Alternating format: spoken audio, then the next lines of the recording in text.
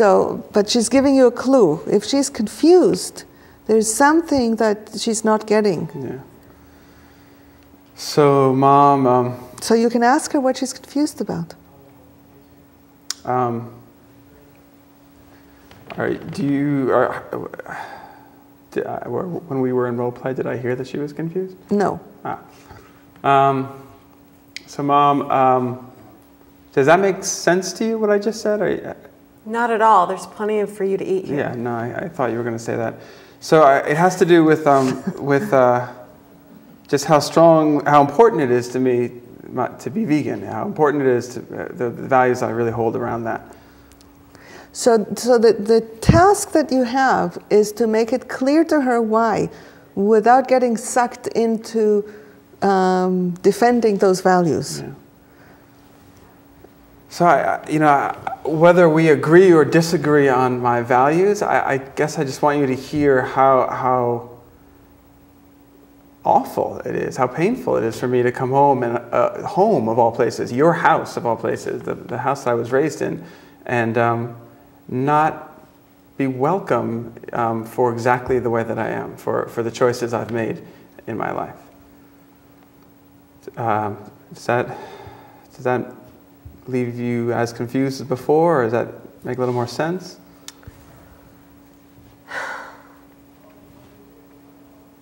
Well, that's very hard for me.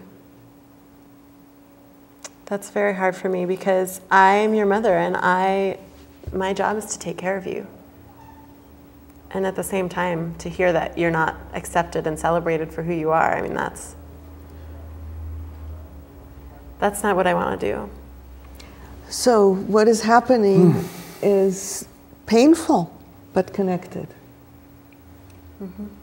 And what was happening before, those endless arguments about whether or not a vegan diet is the right diet, those were painful and disconnected. Mm-hmm. Mm-hmm. Mm-hmm. Yeah. It's strange how while the first disagreement didn't get us anywhere, it was far less like vulnerable or uncomfortable. I mean, it was almost easier to be angry and irritated than it is to have this different sort of pain that I'm experiencing now. Yeah, which is probably why for so much of the time that's what we choose to do. Yeah, it's like a stab in the heart for me to hear that I don't celebrate you exactly as you are. Like, but you also recognize that it's true. A small part of me does. Mm-hmm. Yeah. And it is that holds the hope that you might find something that you can both live with. Mm-hmm. Like black beans, maybe. Before you get into the actual food, right. It's like finding some way that you can relate to each other through this pretty fundamental disagreement about food. It doesn't get a whole lot more basic than food. Yeah. If you have a disagreement there, how are you going to figure out a way to stay connected? And it's kind of like the message that you want to send across is whether or not you agree with me. This is where I am.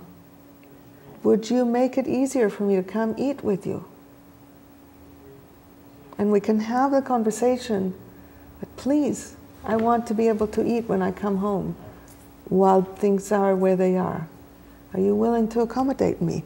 Feels very different from you should accommodate me because I'm right. Mm-hmm. Yeah, that again, I'm feeling that same sense of just kind of awkward, painful vulnerability, and yet at the same time it resonates really deeply. Like, yes, that would have more connection, but painfully so. Mm-hmm.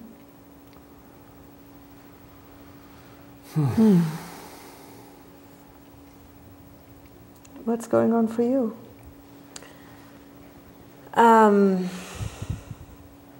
So much.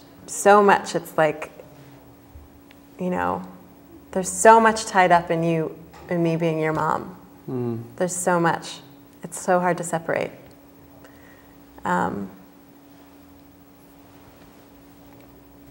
So it's like I get to this point where it's like, no, it's non-negotiable. This is what you're eating. And then I just realize that that's what he's talking about. Yes. Wow. Hearing you say that's really, like, relieves me a lot. That you named recognizing that is really brings a lot of relief for me. But it's really hard to let go. It's really hard for me to let go of being in control of what's good for you. And now, I'm wondering if now there's room in you to hear her. Yeah, lots. Yeah.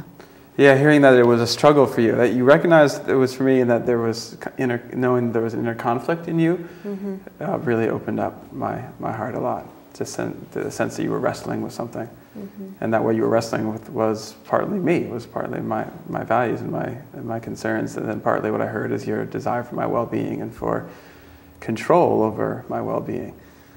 Yeah. Yeah. So, just as much as we were working to invite her to see your experience of not having something that you can eat based on how you're eating, I want to invite you to the experience of, here is your son, and he's doing something that you think is unnatural and harmful. And then on top of that, he's asking you to support it. And you care about him. What a tear. Wow, yeah. I mean, she's wrong, but yeah, I understand. The real breakthrough happens when we can really step out of who is right and who is wrong, and look at what is really going on here at the level of the relationship. Yeah, that's really challenging. Yeah. And particularly with this topic, so much is at stake. Like like She'll you said give you before. steak. The steak's right here. Right.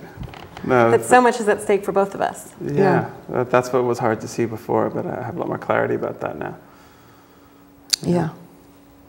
And so this also brings up another thing that is can help people a lot, is have the conversation not in the moment when it is the high stakes moment.